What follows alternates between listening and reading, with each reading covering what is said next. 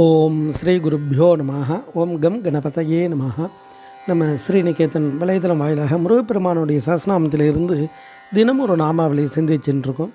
இன்றைய தினம் 665வது நாமாவளியாக ஓம் முனிஸ்துதாய நமஹ.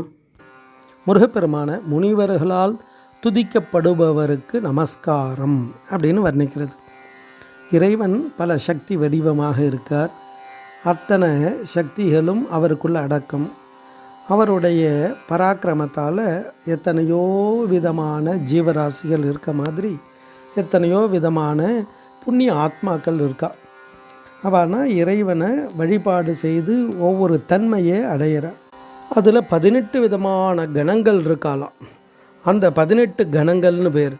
அதில் முனிவர்கள் நாம் வருவா. இந்த முனிவர்கள் இப்போ நம்ம கும்பமுனி அப்படின்னு சொல்கிறோம். யார்? அகஸ்தியரை கும்பமுனின்னு சொல்கிறது.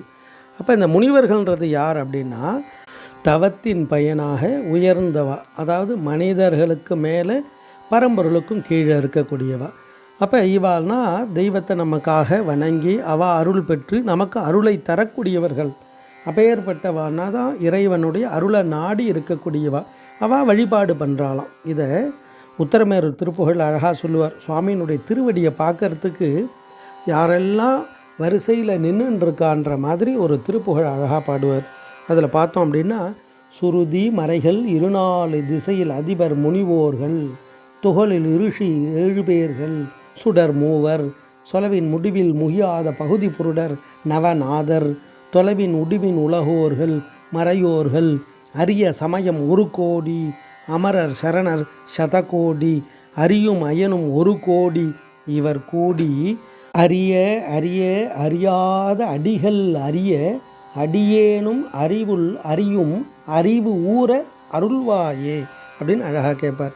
இப்போ இவெல்லாம் அந்த தெரிந்து கொள்வதற்காக, சுவாமி திருவடியை அறிந்து கொள்வதற்காக, நமஸ்காரம் பண்ணுறதுக்காக யாரெல்லாம் வரிசையில் இருக்கா அப்படின்றத சொல்லும்பொழுது அஷ்டதிக்பாலகர்கள் முனிவோர்கள் அப்படின்றார்.